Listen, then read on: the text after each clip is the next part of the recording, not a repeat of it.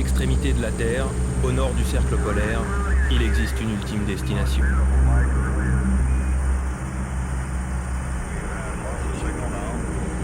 Cet avion survole la banquise de l'océan Arctique et les dernières îles avant le pôle Nord. À bord, pas de touristes, il n'y a que des soldats canadiens.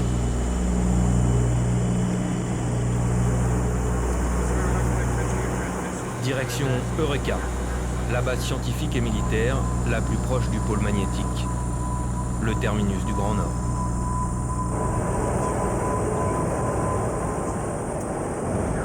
Le comité d'accueil, les troupes de l'extrême, l'élite de l'armée canadienne, les Rangers. Bonjour. Hey guys. Comment ça va? Bienvenue dans le Grand Nord. La température moyenne extérieure est de moins 50 degrés. Ce sont les terres les plus inhospitalières de la planète. Les Rangers sont recrutés en grande majorité parmi les Amérindiens du Nord, les Inuits. C'est une milice paramilitaire de 4000 hommes chargée de patrouiller au-dessus du 60e parallèle, le cercle polaire.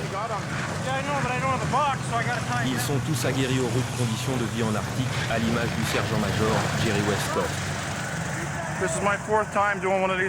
C'est la 4e fois que je fais ce type de patrouille. Je suis au poste de commandement. Pour cette patrouille, je ne suis pas sur le terrain avec les motoneiges, mais j'en ai déjà fait 2 de ce genre. C'est comme des vacances, on se croirait aux Bahamas. On ne peut pas demander mieux. Nom de code de leur mission, Nunalivut. En langage inuit, cela signifie « cette terre nous appartient ». Leur objectif, mener des expéditions sur ces terres inhabitées pour démontrer qu'ils occupent le territoire.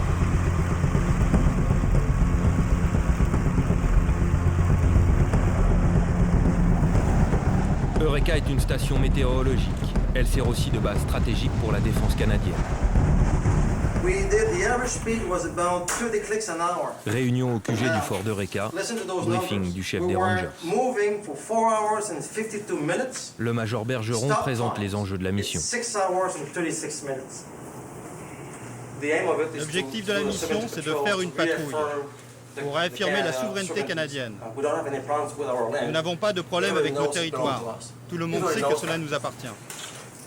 Si vous regardez la carte au sud, nous avons des habitants dans tout le Canada. Si vous regardez l'île d'Ellesmere, il n'y a aucun habitant. Pour réaffirmer la souveraineté du Canada, il faut occuper le terrain, pas seulement le survoler. Il faut être sur le sol. Si vous regardez le nord, il y a de l'eau fraîche, des diamants, le passage du nord-ouest. C'est beaucoup de ressources.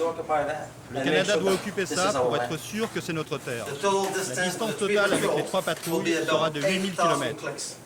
Cela n'a jamais été réalisé auparavant par personne aussi loin. Avant de quitter la base, le major Bergeron et ses hommes s'en remettent au ciel.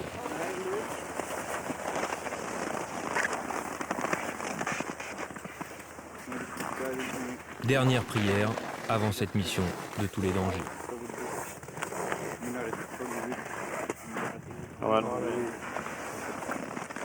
Break it up.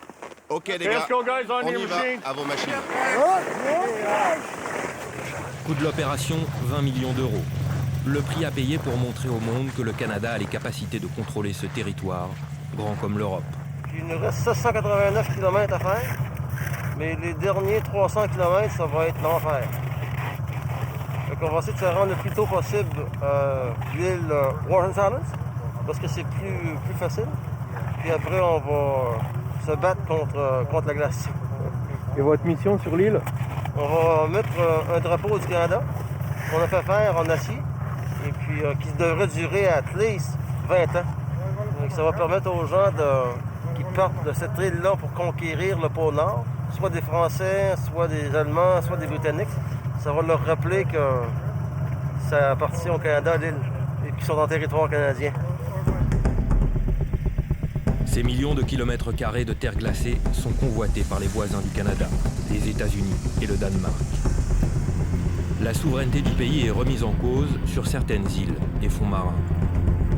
L'enjeu est colossal, un quart des ressources énergétiques de la planète se trouverait dans la zone arctique.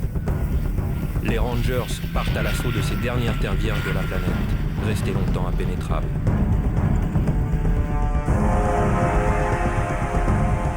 Le réchauffement changement climatique et le recul de la banquise rendent ce trésor de plus en plus accessible. À 2000 km au sud d'Eureka, on commence à exploiter ses richesses. Direction Jericho, la première mine de diamants de l'Arctique. Pour l'atteindre, l'avion, puis une route de glace. Harold Gates dirige les opérations depuis l'ouverture du gisement l'année dernière. La grande ruée vers les diamants au Canada a démarré. Elle est peut-être plus importante que la ruée vers l'or. Il y avait des hélicoptères partout dans l'Arctique. Ils larguaient des géologues sur la toundra. C'est la première mine de diamants au Nunavut, juste à la frontière avec les territoires du Nord. C'est bon, on entre dans la mine. La mine de Jericho ouvre le bal de la grande ruée vers le diamant.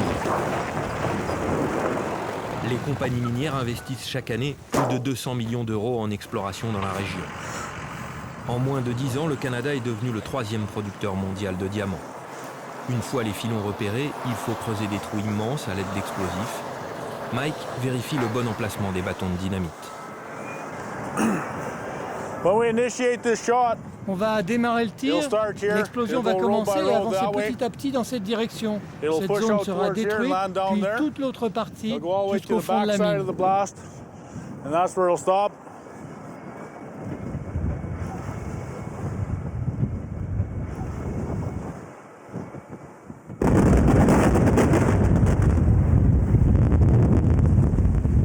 Le propriétaire de cette mine est une société canadienne associée à la De Beers, le géant sud-africain qui fait la loi sur le marché. À grands coups d'explosifs, la banquise est devenue son nouveau terrain de jeu.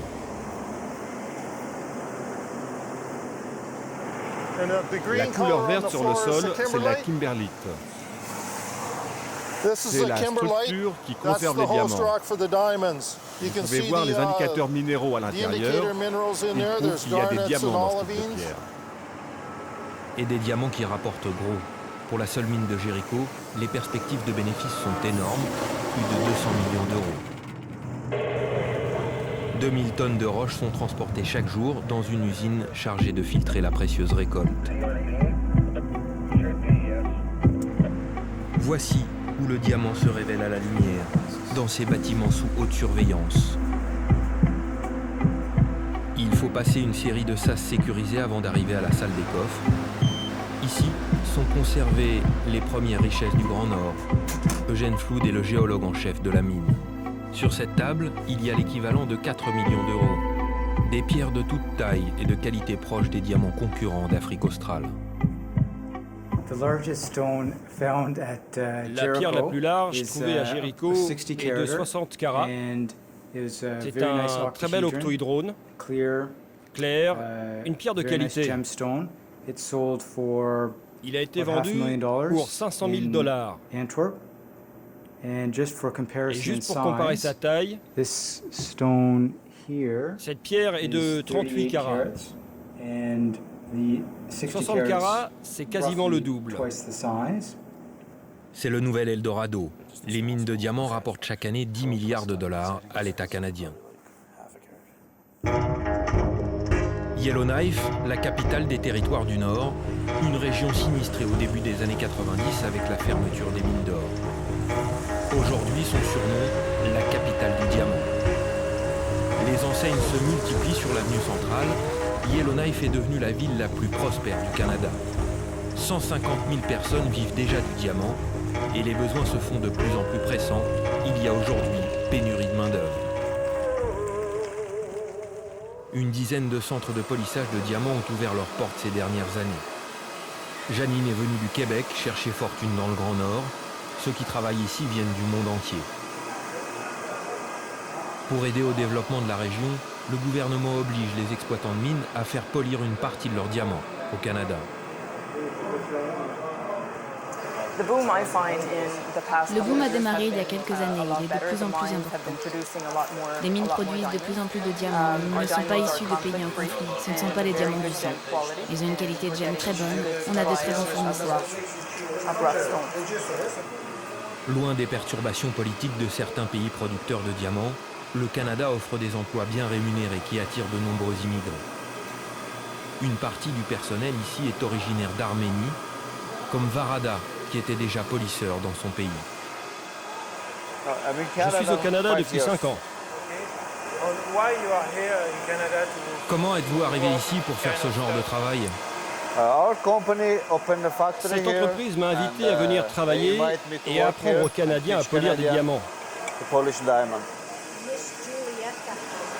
Et quel est votre salaire?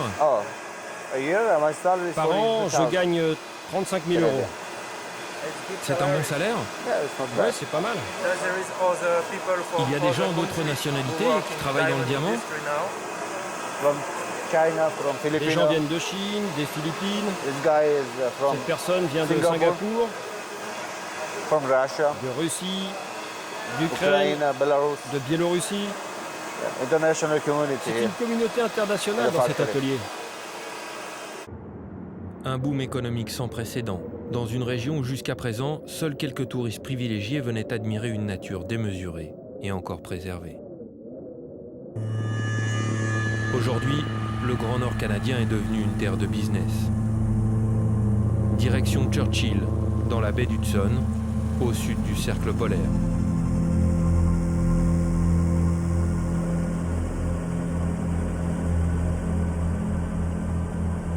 La petite ville de Churchill, une commune de 1000 habitants, un bout du monde aux allures de Far West.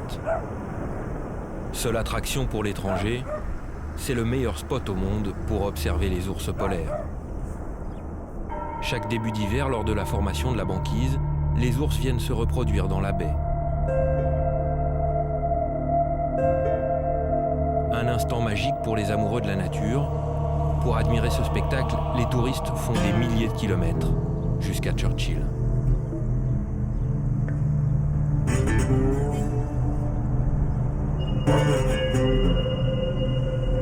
Une manne financière qui pourrait disparaître, car ce fragile écosystème est menacé par le réchauffement climatique. Premier témoin des bouleversements en cours, Charlie. Il est musher et se déplacer en traîneau devient de plus en plus risqué.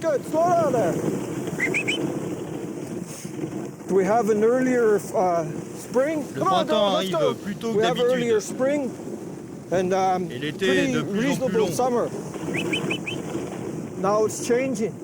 Maintenant, cela change. Il fait plus chaud. C'est un problème pour vous? Oui, c'est un souci parce que cela a des conséquences sur notre style de vie. Avec les traîneaux, la motoneige, toutes les activités que font les gens sur la glace. Le temps change. Pour Charlie, c'est un monde qui est en danger, un mode de vie en voie de disparition. Certains ont spéculé sur ce grand bouleversement. Charlie est originaire du petit port de Churchill, seul point d'accès maritime dans la région. Seul problème, les cargos ne peuvent naviguer que l'été. 2 mois seulement pour exporter des céréales lors de la fonte des glaces, mais cela va changer. Avec le retrait progressif de la banquise, le port pourrait devenir accessible toute l'année. Une révolution pour le transport maritime, cela diviserait par 2 la distance entre l'Europe et l'Asie. Cela n'a pas échappé à Pat Brough, un entrepreneur américain qui est entré dans l'histoire il y a 10 ans. Coup de génie, il rachète le port pour $10. Il sera peut-être le premier milliardaire du réchauffement climatique.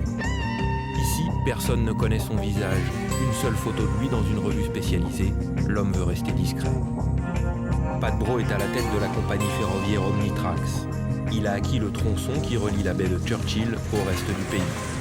Son pari, que le port devienne une nouvelle plaque tournante du commerce international. Lyle travaille pour Pat Brough, c'est le capitaine du port. Un job à temps partiel, 2 mois par an seulement, mais plus pour longtemps. Son patron a tout prévu. C'est définitivement un visionnaire. Il a vu l'opportunité, il a sécurisé l'opportunité et maintenant il travaille dur pour faire évoluer le business. Il doit récolter les bénéfices de cette opportunité qu'il a saisie en 1997. On travaille maintenant pour varier les produits qui passent par le port. Comme vous le voyez, cette configuration, ce sont d'immenses réservoirs à grains. On veut faire grossir le business dans le futur. On veut gérer plus de produits et établir notre capacité à accueillir plus de cargos. Il faut faire venir les compagnies maritimes pour qu'elles utilisent nos infrastructures pour le grain et le fret. C'est maintenant là-dessus qu'on travaille. Qu'est-ce qu'on voit aujourd'hui? Regardez. C'est la seconde semaine d'avril, il y a de la glace, mais je suis sûr que cela serait bien d'avoir la baie dégagée et d'avoir des cargos à quai avec des gens qui travaillent. La ville de Churchill est à l'aube d'un nouveau destin. Certains en tout cas veulent y croire, ce sont les pionniers de la fonte des glaces. Bienvenue chez Tony da Silva. Venu tout droit du Portugal pour ouvrir ce restaurant boulangerie. Lui aussi mise sur le changement climatique. Oui, on espère. Ils parlent d'ouvrir le port toute l'année. Cela serait très bon pour l'économie. Churchill a besoin de plus d'industrie. Cela serait fantastique si le port était ouvert toute l'année comme ils le disent. Un bouleversement auquel certains ne veulent pas croire. Jusqu'à présent, ici, c'est la nature qui dictait sa loi. Quelle est ton opinion à propos du port? Tu penses qu'il va être ouvert toute l'année ou pas? Non. Non, jamais. Jamais. Il y a le transport pour le train l'hiver et le port en été. C'est la nature, tu ne peux rien faire d'autre. De toute manière, c'est trop cher sinon. Tous les gens qui viennent depuis des années, ils n'arrêtent pas de parler. C'est sympa de venir voyager dans les environs et de parler à d'autres gens. J'aime bien ce genre de job, tu vois. La réalité est dictée par la nature. C'est possible d'ouvrir le port l'été, mais il sera toujours fermé l'hiver. C'est tout. C'est l'avenir de Churchill. Overrun by women. Bientôt la prospérité, mais attention danger. Un développement économique peut être synonyme de catastrophe écologique. Retour au nord de l'Arctique. Les Rangers continuent leur expédition pour défendre le futur pactole de l'État canadien.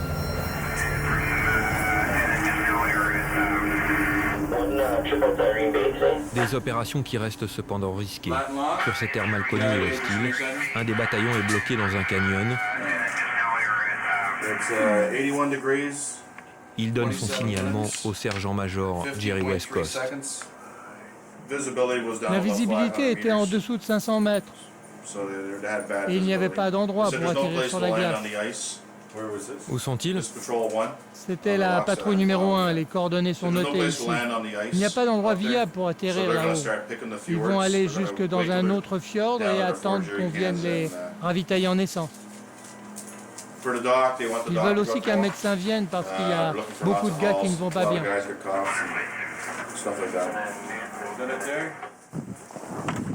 Opération rescousse à bord d'un Twin Otter 440, un avion réputé pour pouvoir voler dans les pires conditions météo.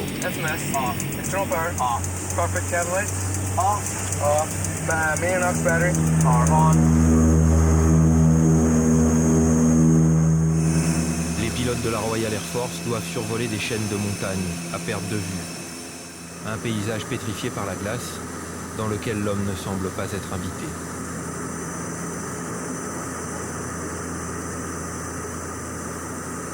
Deux heures plus tard, l'équipe coincée dans un fjord est repérée. Les Rangers sont bloqués depuis 2 jours. Il y a moins de 24 heures, les conditions météo ne permettaient pas d'y voir à plus de 2 mètres.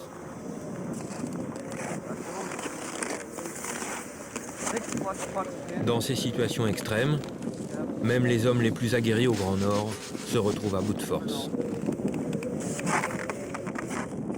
Vous devez savoir par quelle vallée il faut passer, et on a pris la mauvaise. Il n'y a personne dans ces environs. On a essayé de passer, mais on n'a pas réussi. Ce n'était pas trop dur? C'était très dur, très froid. Certains gars ont perdu la tête. Ils n'ont jamais été aussi loin. Tu veux aller quelque part et ça ne marche plus. Les machines tombent en panne. Le froid, le vent, la glace, un univers impitoyable. Un casse-tête logistique pour assurer la mission. Pour envoyer ces rangers patrouiller aux confins de la planète, l'État canadien ne recule devant rien. Ottawa a décidé de voter de nouveaux budgets pour l'armée afin que ces sentinelles des dernières frontières puissent continuer à occuper ces terres isolées. L'homme veut montrer sa présence même s'il n'a pas grand-chose à faire dans ces immensités glacées.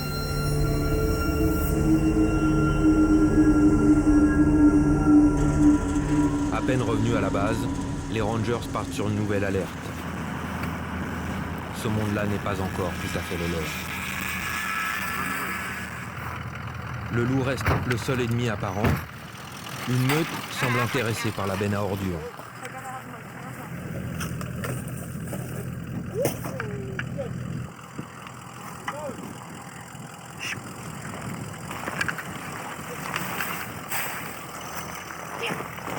Le loup blanc, le prince de l'Arctique, réduit à faire les poubelles.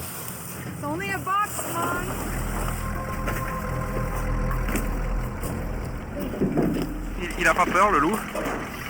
Non, parce qu'il a faim, le loup. Et alors? Il peut se rapprocher de nous comme ça? Ils n'ont pas peur de l'homme? Ils n'ont pas peur de l'homme, non. Parce qu'ils vont nous attaquer si on reste ici trop longtemps. Ah ouais? Oui, c'est des loups.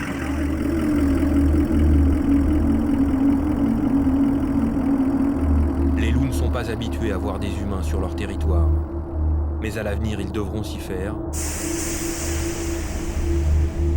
Leur combat est perdu d'avance.